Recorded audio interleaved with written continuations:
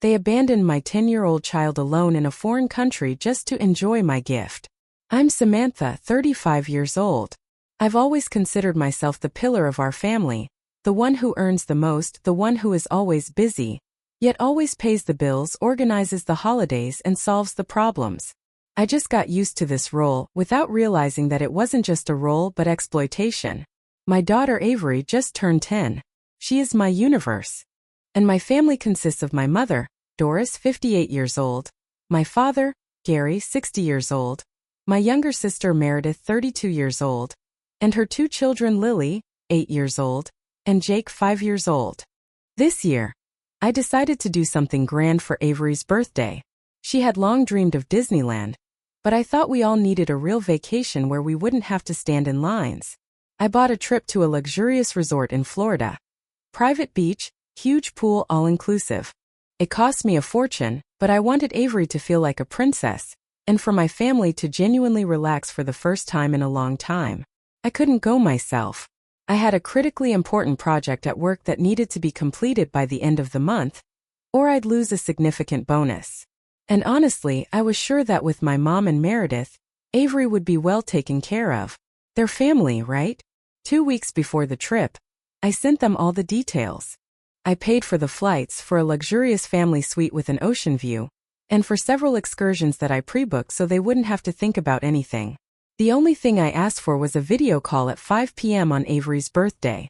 I wanted to see her blow out the candles on the cake I had asked the hotel to prepare in advance. They all swore everything would be perfect. Doris said, "Of course, Sam, we'll take care of her as if she were our own. Don't worry about us, focus on your work." That was the last thing I heard from her before they left. For 4 days they sent me one-word messages. Hotel is great.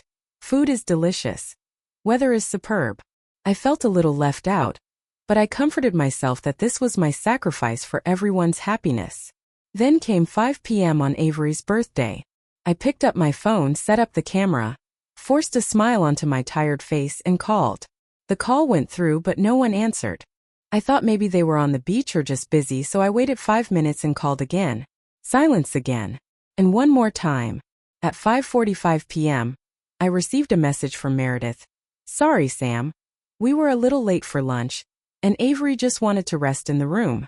My heart sank. Rest? On her birthday? In a foreign country? I immediately called her back. Meredith answered with background noise that sounded like music and laughter. "Where is Avery?" I asked, trying to sound calm. "She's in the room." "Don't worry," Meredith replied with a tone that was too cheerful. "Why? Why is she alone? It's her birthday today. We decided to go dancing after dinner. And she was bored with Lily and Jake, she was tired.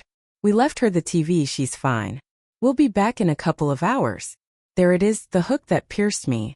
Not just forgot about the video call, but they abandoned my 10-year-old child alone in a foreign country just to enjoy my gift. They left my daughter by herself in the hotel room to celebrate her 10th birthday, while they were having fun at my paid party. I felt the blood boiling in my veins. I couldn't believe they could be so blind and selfish. And that was just the first day of hell.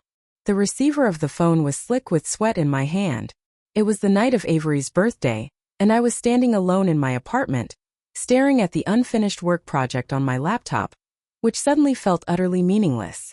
The music and laughter I heard in the background of Meredith's call, that was the sound of my family actively choosing a party over my daughter, over my direct request, over basic responsibility.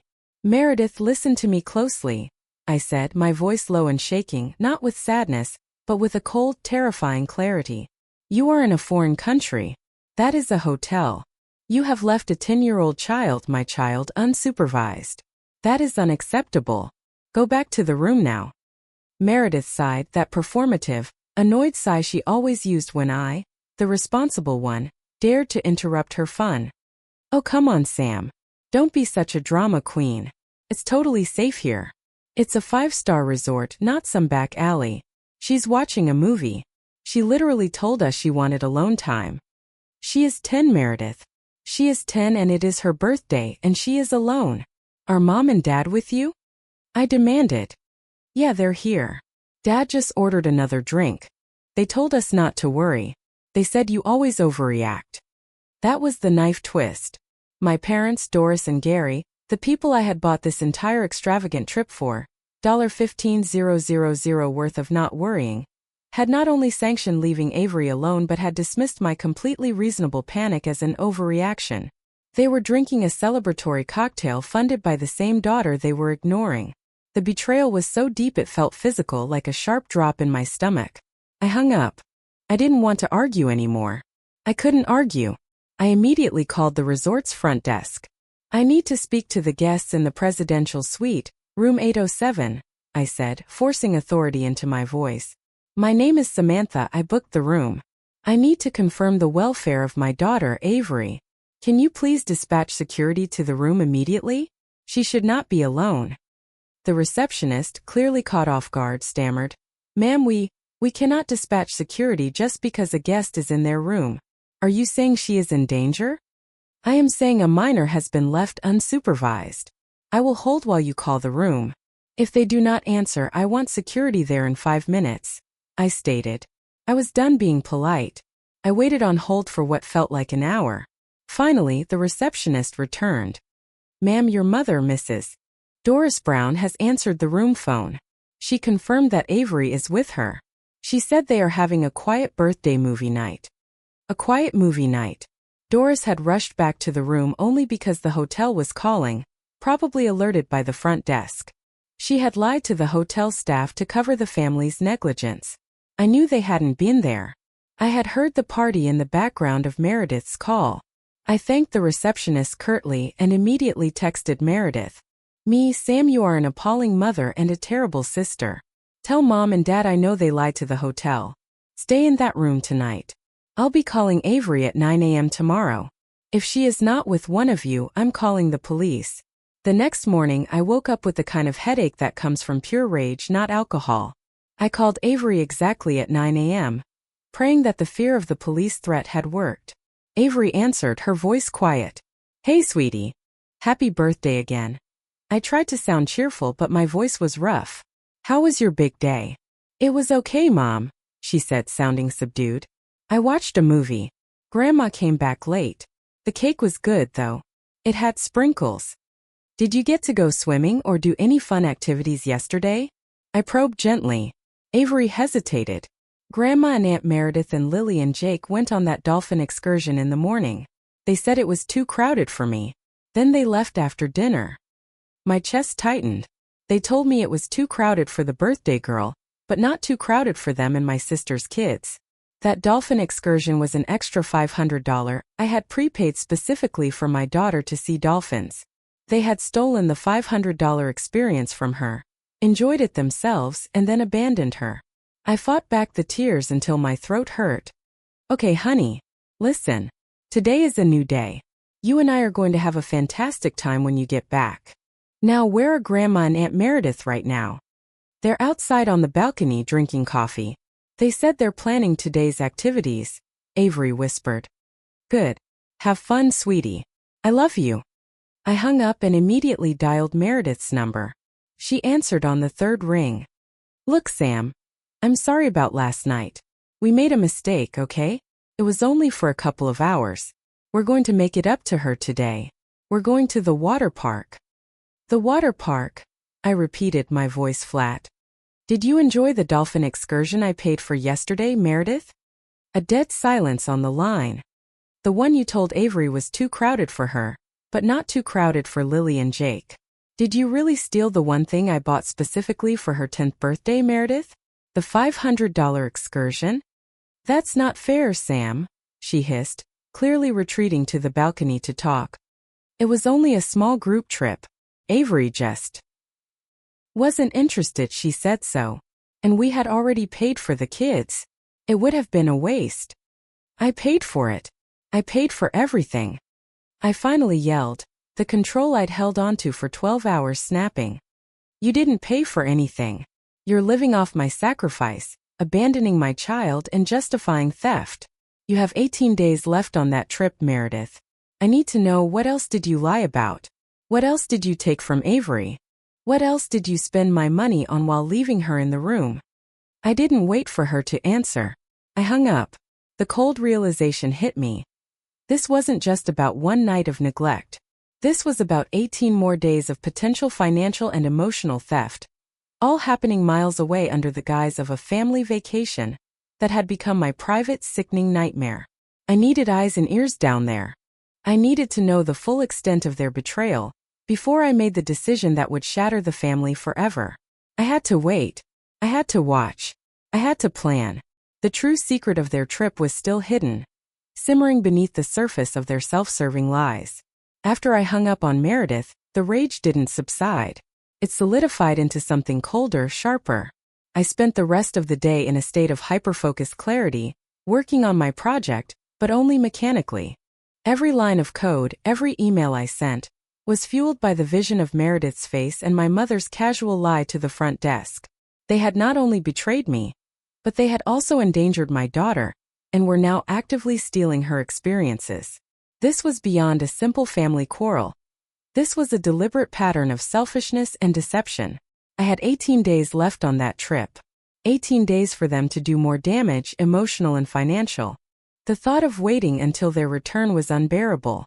I couldn't trust them to be honest, and I couldn't rely on my own desperate calls to get the truth. I needed eyes on the ground, someone detached, professional, and absolutely silent.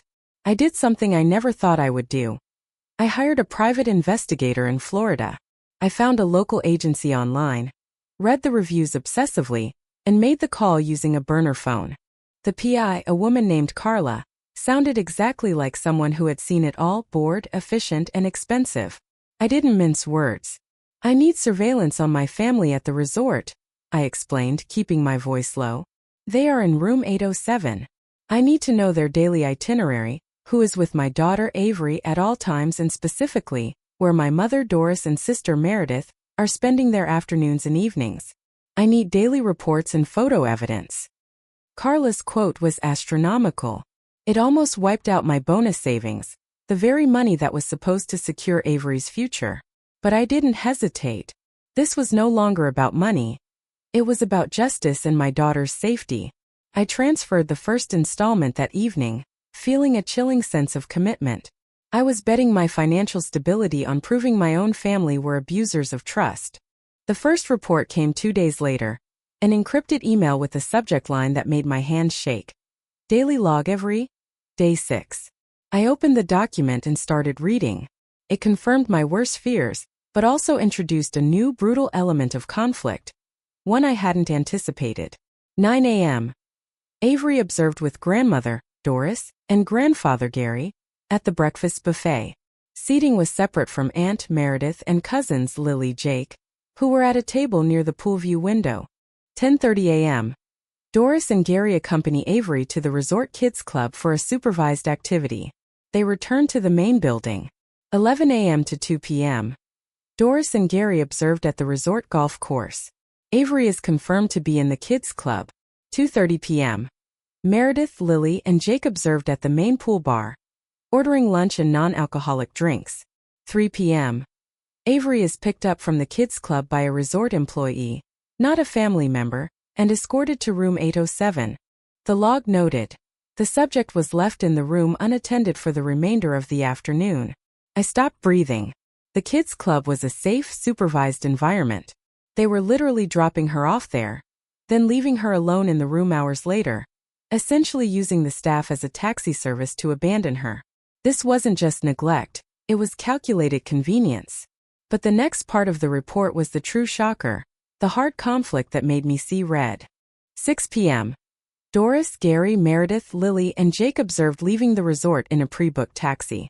The attire was formal. 6:45 p.m. Subjects dropped off at the Bay Harbor Yacht Club, a private members-only establishment 30 minutes away from the resort. They are seen entering the venue, which requires a substantial cover charge and specific membership. 7 p.m. Avery is observed via surveillance video in room 807. She is watching television. She is alone. 11:30 p.m. The family returns to the hotel, visibly intoxicated. Meredith seen needing assistance from Gary. Avery is checked on briefly by Doris before the door is shut. The yacht club.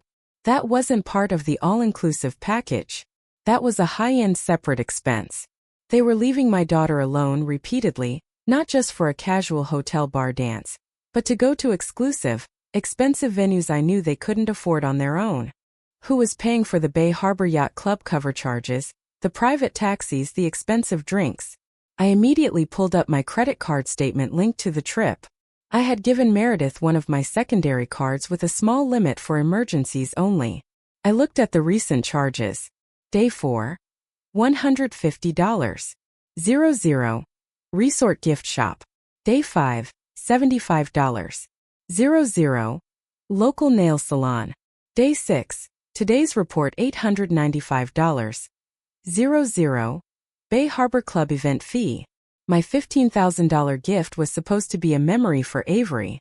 Instead, they had turned it into a personal expense account for luxury parties and self-indulgence, systematically excluding my daughter and leaving her alone to fund their new glamorous lives. They weren't just neglecting her. They were financing a secret high-roller vacation on my name, while my daughter was a forgotten footnote in room 807. The tension was now a physical coil in my chest. I couldn't just call and yell anymore. I had hard evidence of financial fraud and repeated child neglect. This required a move that would not only expose the lie but would stop the bleeding immediately. I had to decide right then. Do I play along, let them enjoy the last 17 days and gather more evidence for a lawsuit, or do I make a drastic immediate move that stops their party right now, knowing it means severing every single tie to my family? The moral dilemma was suffocating. I had the power to ruin their vacation and their lives in an instant, but doing so meant confronting my parents and sister with the evidence gathered by a PI, and essentially declaring war. I needed to act. But how? My next step had to be calculated, cold, and final. The morning after receiving the PI's first report felt like the calm before a Category 5 hurricane. I hadn't slept. I spent the night staring at the $895 charge for the Bay Harbor Club, trying to reconcile the image of my mother, Doris, tipsily getting help from my father, Gary, with the idea of them attending an exclusive event. They were always tight on money, constantly hinting about my generosity. This kind of spending was reckless, not typical of them, unless they thought they were getting something far bigger in return. The selfishness was obvious, but the motive felt disproportionate to the risk they were taking with Avery. My moral dilemma was simple and agonizing. Do I allow my daughter to spend 16 more days under the neglectful, selfish, and now fraudulent guardianship of my family just to gather enough proof for a court-ordered restraining order and a potential theft charge? Or do I pull the plug immediately, knowing that immediate action means sacrificing my job project and flying down there to face the nuclear fallout alone? The decision was made for me. Avery's safety trumped my career.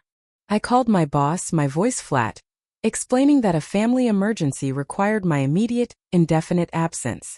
The bonus was gone. The project was handed over. I booked the first flight to Fort Lauderdale for the next morning. But before I could call the hotel to finalize my plan, which involved canceling their room access and informing hotel security that I was taking immediate custody of my daughter, Carla, the PI, sent me her midday update. The subject line was chillingly succinct. Urgent addendum day 7. I opened the file. This time it wasn't just a log of who was where. This was a single high-resolution photo taken discreetly inside the resort lobby earlier that morning. The photo showed my father, Gary, seated in a quiet corner near the concierge desk. He wasn't alone. Across the small table from him was a slick-haired man in an expensive suit, holding a leather-bound folio. And right beside Gary, perched unnaturally stiffly on a chair, was Avery. The caption from Carla hit me like a physical blow. Gary meeting with subject identified as Mr. Vincent Bell, known local contact for high-risk real estate investment groups. Bell is seen reviewing documents. Avery was brought to the meeting, made to sit quietly, and was later seen interacting awkwardly with Mr. Bell, where Gary instructed her to smile and hold up a drawing she had made. It wasn't a vacation they were financing on my dime. It was a sales pitch. The luxury resort, the expensive Bay Harbor Yacht Club event, the need for Avery to rest alone in the room while they were out, it all snapped into brutal focus. They weren't just neglecting my daughter for a party, they were using my daughter and my money to look successful, look like a respectable family, and to grease the wheels of some desperate, probably shady financial scheme. I stared at the image of Avery, my sweet, quiet 10-year-old, sitting there like a prop in a corporate meeting with a stranger. They didn't take her to the dolphin excursion because she wasn't useful there. But they took her to a high-risk investor meeting because having a cute, well-behaved granddaughter was part of their facade. The $895 yacht club charge suddenly wasn't an entry fee for fun. It was likely a bribe or a buy-in to get Gary into the right room with the right contacts to pitch this dubious deal. The anger was replaced by a cold, protective fury. My family was not just selfish. They were gambling with my child's emotional well-being and her safety for a dirty business deal. I looked at the flight confirmation. Tomorrow morning. That was too late. They could be signing papers or worse, putting Avery in another compromised position tonight. I had to make the decisive move now, even from 2,000 miles away. I grabbed my phone and dialed the resort's manager, not the front desk. My name is Samantha Brown. I am the primary credit card holder for the presidential suite, room 807. I need you to listen very carefully. I am revoking all charging privileges for all other guests.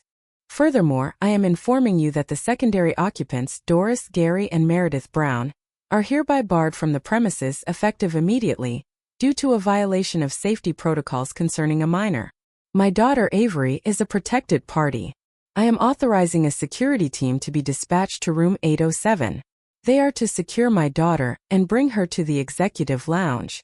Do not inform the family. Tell them the room is overbooked and they need to vacate, or I will initiate a public media investigation into their negligence and your lack of security. I knew the threat of a media investigation at a high-end resort would work. The manager's voice, initially annoyed, turned to panic. I had played my hand. The move was decisive and final. As I was hanging up, preparing to call Avery to prepare her for the sudden change, my phone buzzed with an incoming text from my sister, Meredith, completely oblivious to the chaos I had just unleashed. Meredith, hey Sam. Quick question. Mom needs a new dress. Can you up the limit on the Amex a little? Just $3,000 more. We need to look good for tomorrow's meeting. The plot twist was complete. Tomorrow's meeting was the closing of a deal. They were still planning to use my money and my daughter to secure their desperate scheme. My immediate action to kick them out was not just retribution, it was an 11th-hour intervention. I had secured Avery, but the conflict wasn't over. They were about to be homeless, exposed, and furious, all while being thousands of miles from home. The true climax, the confrontation, was now unavoidable, and it would happen sooner than expected.